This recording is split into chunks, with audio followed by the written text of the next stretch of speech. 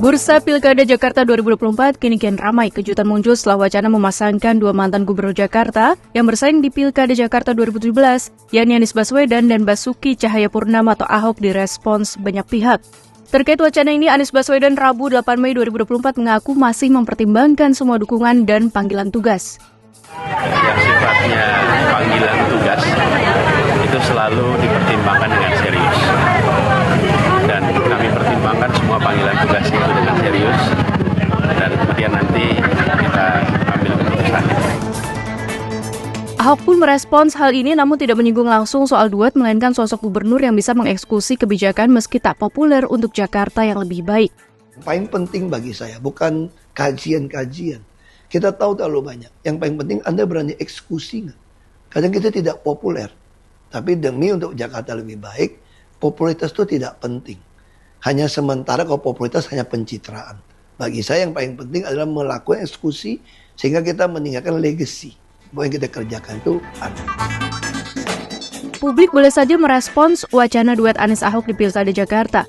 Namun pengamat politik Lingkar Madani Ray Rangkuti menyebut persentase peluang duet Anies Ahok tak mencapai 50%. Ray juga menilai jika PDIP bakal konsisten mengusung kadernya di posisi pertama.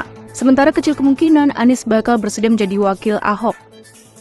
Buat dalam persentase saya kira di bawah 50%. Agak sulit berarti ya? Agak sulit. Pertama seperti yang disebutkan tadi, itu kan siapa menempati posisi pertama dan yang kedua gitu. PDI itu nggak punya tradisi menempatkan kadernya sebagai posisi kedua kalau mereka memiliki suara yang sangat banyak. Oke. Dan di Jakarta mereka memiliki kursi kedua terbesar setelah PKS kan. Jadi nggak lazim itu bagi PDI Perjuangan. Kalau kita belajar misalnya dari kasus Jawa Barat, PDI justru berani mengusung kader sendiri meskipun nggak terlalu populer gitu. Dan kalau terakhir adalah Ganjar kan, ya, mereka tetap dukung kader mereka sendiri sekalipun head to head dengan Pak Jokowi gitu kan. Nah oleh karena itu pilihan bagi PDI Perjuangan itu memajukan kader mereka sendiri, itu mungkin tidak bisa ditawar gitu. Dan kalau mau Anies di nomor 2 ya silakan gitu. Tapi kalau Anies nggak mau ya artinya nggak akan ketemu, dan besar kemungkinan Anies nggak akan mau sebagai orang nomor 2 di DKI Jakarta. Adapun untuk dapat mengusung cagup-cawagup berdasarkan Undang-Undang Nomor 10 Tahun 2016 tentang pemilihan gubernur, bupati, dan wali kota mensyaratkan parpol atau gabungan parpol harus memiliki minimal 20% kursi DPRD. Sementara untuk mengusung sendiri calon gubernur dan calon wakil gubernur harus mengantongi 25% suara sah DPRD. Sementara itu jika maju dari jalur independen, syarat calon gubernur dari jalur perorangan di provinsi dengan daftar pemilih tetap atau DPT 0 sampai 2 juta adalah mendapatkan dukungan minimal 10% dari total pemilih tetap.